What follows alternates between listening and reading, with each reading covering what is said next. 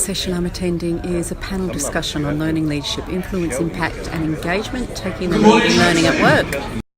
The context. I just published a book which is available freely on the Code page standing down, etc. But I wrote, like I write all my books, in a rage. And the rage underlying this book was that I felt that learning had to step up. And part of the problem with learning in organisations that was definitely annoying other people in the organisation was learning focusing on learning. I think there's a bigger picture and a wider vision, and I want to just sketch that, and then you'll get some really concrete examples.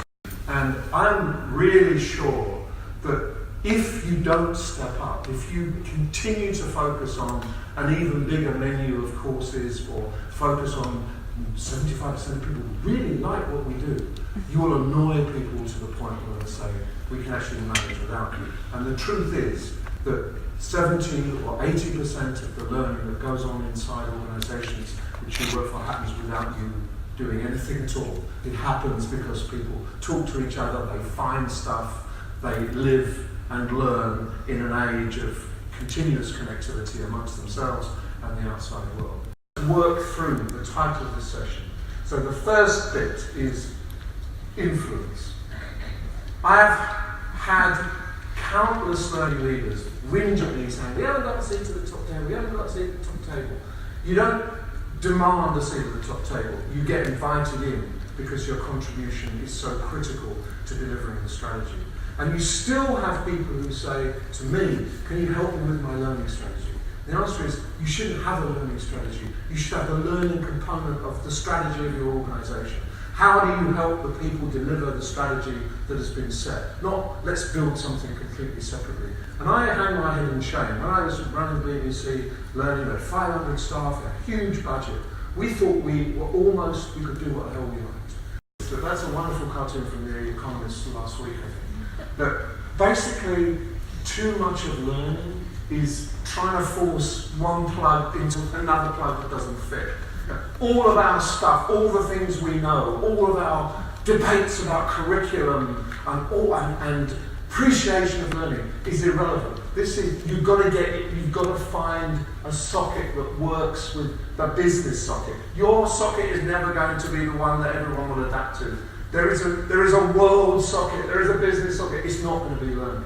Learning has to work out what it needs. Learning has to decide how it can adapt and fit and make a big difference.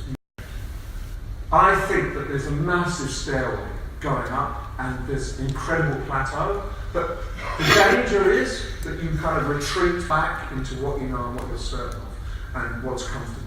And I don't think you should be doing that. I think that that's the wrong way to go, the wrong approach.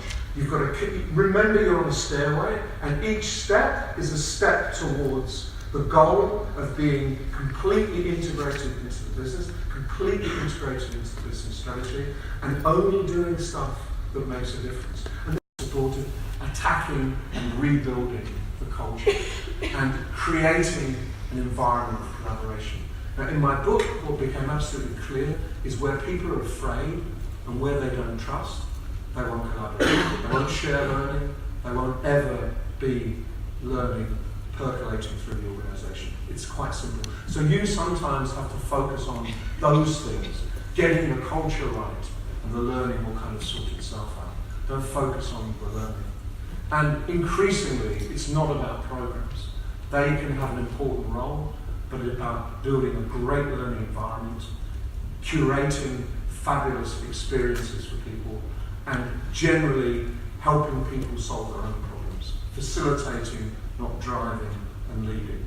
Executive is the chairman of it. I only met twice a year, and all the budget, or the vast majority of my budget, was allocated by that board, not by me.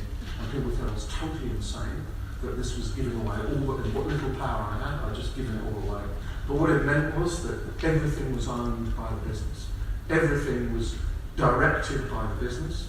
And they, because they were involved, because they were allocating resources, suddenly a whole bunch of people who'd taken no interest before were totally committed and fascinated by what was happening, what learning was doing. Because in some ways they were putting their name to it.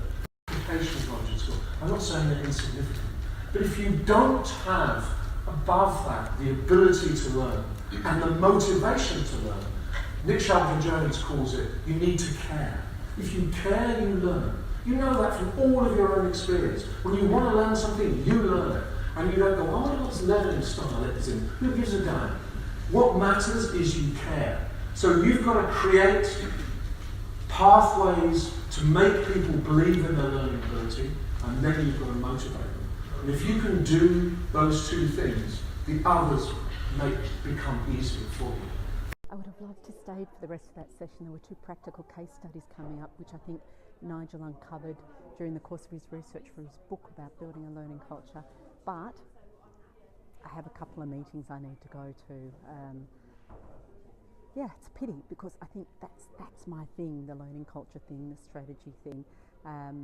But I'll be talking more with Nigel tomorrow morning.